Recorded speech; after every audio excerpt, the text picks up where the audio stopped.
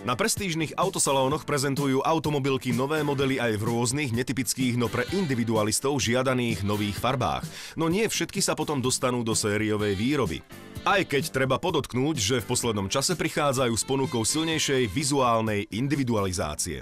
Ale ako si poradiť, keď nás už zunovala farba nášho staršieho auta? Jednou z ciest je kompletné prestriekanie, alebo... Po cestách sme si všimli, začali behať auta s veľmi exotickými farbami. Pravdepodobne to sú nie originálne farby od výrobcu. Si to ľudia prestriekali?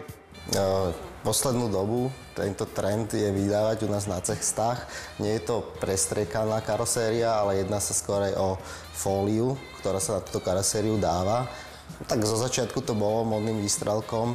Ľudia si to dávali, aby sa trochu odlíšili svojim automobilom, ale z času zistili, že má to aj ochrannú funkciu laku, čiže napríklad ochraňuje lak od kamienkov na parkovisku, od škrabancov a vy po tých 3 rokoch alebo 5, keď chcete auto predávať, môžete dať túto fóliu dole a máte lak ako nový.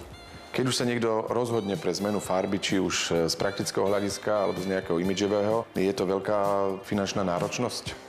Tak záleží to od viacerých faktorov. Jeden z tých najdôležitejších faktorov je, akú fóliu si vyberete.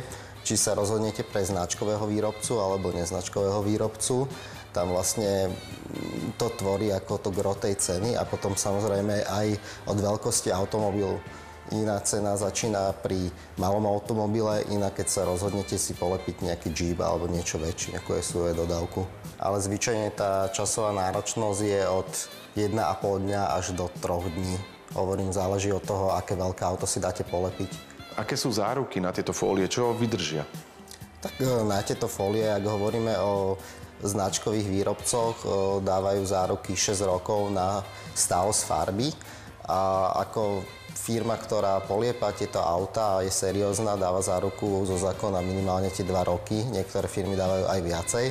A také serióznejšie firmy sa počas tejto doby záruky o tohto motoristu starajú s tým, že môže počas tejto doby hocikedy dojsť, alebo respektíve keď má dané nejaké termíny prehliadok a vtedy mu je bezplatne vlastne ten polep opravený, ak vznikla niekde nejaká chyba. Vyžaduje polepené auto nejakú špeciálnu starostlivosť? Viac menej starostlivosť je taká istá ako u bežného laku. Jediný rozdiel je, že keď idete na umývárku, treba si dávať pozor na plastové kefy a treba chodiť na plátené alebo na penové.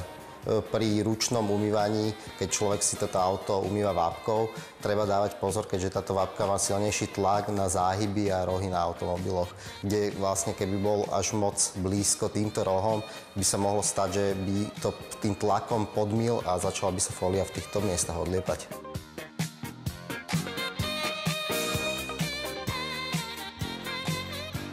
Keď niekoho omrzí aj fólia, ako sa jej vie zbaviť? Dá sa takáto fólia odstrániť aj svojpomocne v garáži?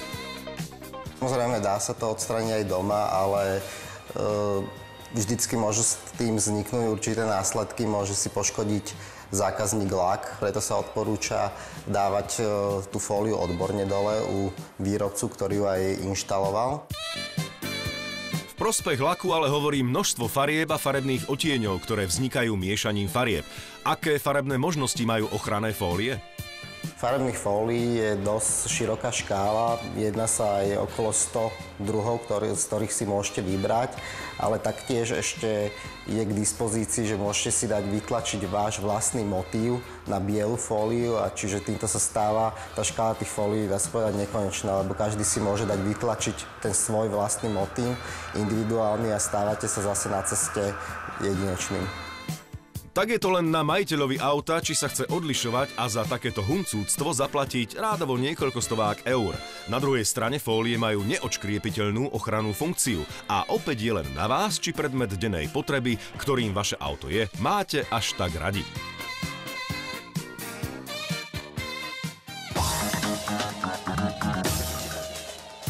Na prestížnych autosalónoch prezentujú automobilky nové modely aj v rôznych, netypických, no pre individualistov žiadaných nových farbách. No nie všetky sa potom dostanú do sériovej výroby. Aj keď treba podotknúť, že v poslednom čase prichádzajú s ponukou silnejšej vizuálnej individualizácie.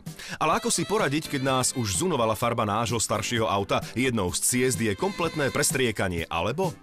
Po cestách sme si všimli, začali behať autá s veľmi exotickými farbami. Pravdepodobne to sú nie originálne farby od výrobcu. Si to ľudia prestriekali? Poslednú dobu tento trend je vydávať u nás na cestách. Nie je to prestriekaná karoséria, ale jedná sa skôr aj o fóliu, ktorá sa na túto karosériu dáva. Tak zo začiatku to bolo modným výstrelkom. Ľudia si to dávali, aby sa trochu odlíšili svojim automobilom, ale z času zistili, že má to aj ochrannú funkciu laku, čiže napríklad ochraňuje lak od kamienkov na parkovisku, od škrabancov a vy po tých 3 rokoch alebo 5, keď chcete auto predávať, môžete dať túto fóliu dole a máte lak ako nový. Keď už sa niekto rozhodne pre zmenu farby, či už z praktického hľadiska alebo z nejakého imidžového, je to veľká finančná náročnosť? Tak záleží to od viacerých faktorov. Jeden z tých najdôležitejších faktorov je, akú fóliu si vyberete. Či sa rozhodnete pre značkového výrobcu alebo neznačkového výrobcu. Tam vlastne to tvorí ako to gro tej ceny a potom samozrejme aj od veľkosti automobilu. Iná cena začína pri malom automobile, iná keď sa rozhodnete si polepiť nejaký Jeep alebo niečo väčšie, ako je SUV dodávku. Ale zvyčajne tá časová náročnosť je od 1,5 dňa až do 3 dní. Hovorím, záleží od toho, aké veľké auto si dáte polepiť. Aké sú záruky na tieto fólie? Čo vydržia? Tak na tieto fólie, ak hovoríme o značkových výrobcoch, dávajú záruky 6 rokov na stav z farby. A ako firma, ktorá poliepa tieto autá a je seriózna, dáva záruku zo zákona minimálne tie 2 roky. Niektoré firmy dávajú aj viacej. A také serióznejšie firmy sa počas tejto doby záruky o tohto motoristu starajú s tým, že môže počas tejto doby hocikedy dojsť, alebo respektíve keď má dané nejaké termíny prehliadok a vtedy mu je bezplatne vlastne ten polep opravený, ak vznikla niekde nejaká chyba. Vyžaduje polepené auto nejakú špeciálnu starostlivosť? Viac menej starostlivosť je taká istá ako u bežného laku. Jediný rozdiel je, že keď idete na umývárku, treba si dávať pozor na plastové kefy a treba chodiť na plátené alebo na penové. Pri ručnom umývaní, keď človek si toto auto umýva vápkou, treba dávať pozor, keďže táto vápka má silnejší tlak na záhyby a rohy na automobiloch, kde vlastne keby bol až moc blízko týmto rohom, by sa mohlo stať, že by to tým tlakom podmyl a začala by sa fólia v týchto miestach odliepať.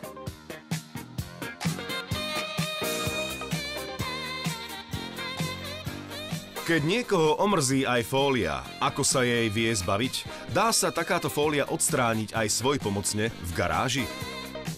Samozrejme, dá sa to odstrániť aj doma, ale vždycky môžu s tým vzniknúť určité následky, môže si poškodiť zákazník lak, preto sa odporúča dávať tú fóliu odborne dole u výrobcu, ktorý ju aj inštaloval. V prospech laku ale hovorí množstvo farieb a farebných odtieňov, ktoré vznikajú miešaním farieb. Aké farebné možnosti majú ochranné fólie? Farebných fólií je dosť široká škála, jedná sa aj okolo 100 druhov, z ktorých si môžete vybrať, ale taktiež ešte je k dispozícii, že môžete si dať vytlačiť váš vlastný motív na bielu fóliu, a čiže týmto sa stáva tá škála tých fólií, dá sa povedať, nekonečná, lebo každý si môže dať vytlačiť ten svoj vlastný motív individuálny a stávate sa zase na ceste jedinečným. Tak je to len na majiteľovi auta, či sa chce odlišovať a za takéto huncúctvo zaplatiť rádovo niekoľko stovák eur. Na druhej strane fólie majú neodškriepiteľnú ochrannú funkciu a opäť je len na vás, či predmet dennej potreby, ktorým vaše auto je, máte až tak radi.